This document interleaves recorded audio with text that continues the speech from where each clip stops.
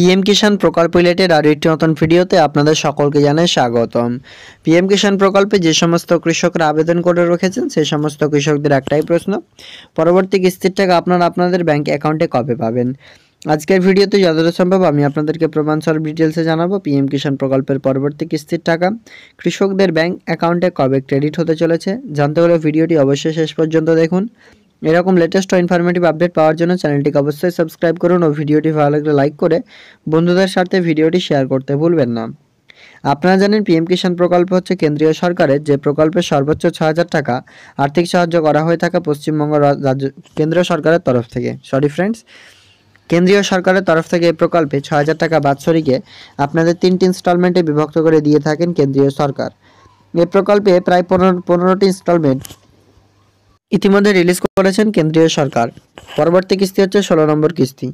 ১৫ নম্বর কিস্তির টাকা রিলিজ করেছেন তিনি আপনার ঝাড়খণ্ড থেকে। তো পরবর্তী কিস্তির টাকা কবে আপনাদের ব্যাংক অ্যাকাউন্টে ক্রেডিট করবেন, তো এই পিএম কিষাণ প্রকল্পের পরবর্তী কিস্তির টাকা নিয়ে আজকের এই ভিডিও।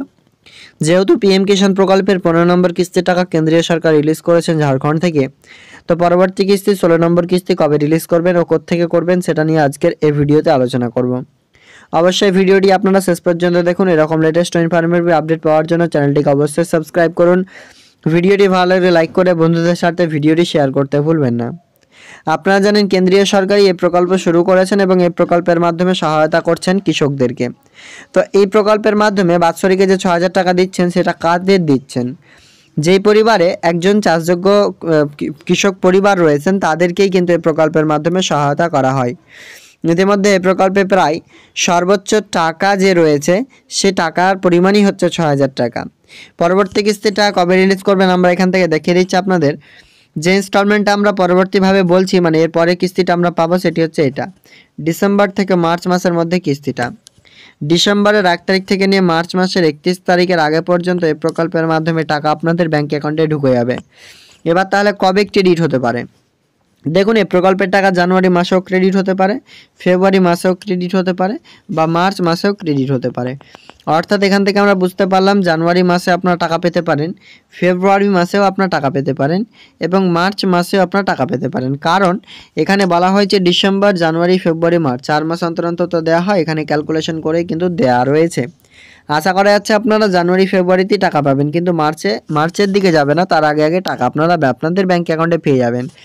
আপনি টাকা পাবেন কিনা সেটি আপনি নো ইওর স্ট্যাটাস বা বেনিফিশিয়ারি স্ট্যাটাস থেকে চেক করতে পারবেন। আর আপনার কেওয়াইসি করা রয়েছে কিনা সেটি এখান থেকে আপনি দেখতে পাবেন। কেওয়াইসি অপশানে ক্লিক করে আপনি আপনার কেওয়াইসিটি দেখে নেবেন, কারণ টাকা অনেকেই কিন্তু পাচ্ছেন না। আবার বলছেন যে আমাকে কেন্দ্রীয় সরকার টাকা কেন দিচ্ছে না।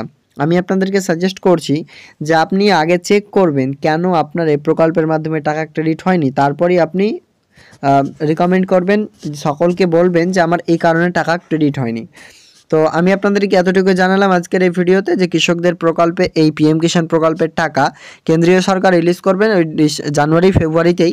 তো জানুয়ারির ১৫ তারিখ পর্যন্ত স্যাচুরেশন ক্যাম্প চলবে, যেহেতু জানুয়ারি মাসে ক্যাম্প সেহেতু ফেব্রুয়ারি মাসে আপনারা 100% টাকাটি পেয়ে যেতে পারেন।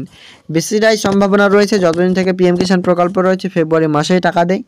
তো মূলত বুঝতে পারছেন আজকের আপডেটটি পিএম কিষাণ প্রকল্পের সম্বন্ধে। ভিডিওটি ভালো লাগলে লাইক করে বন্ধুদের সাথে ভিডিওটি শেয়ার করতে ভুলবেন না।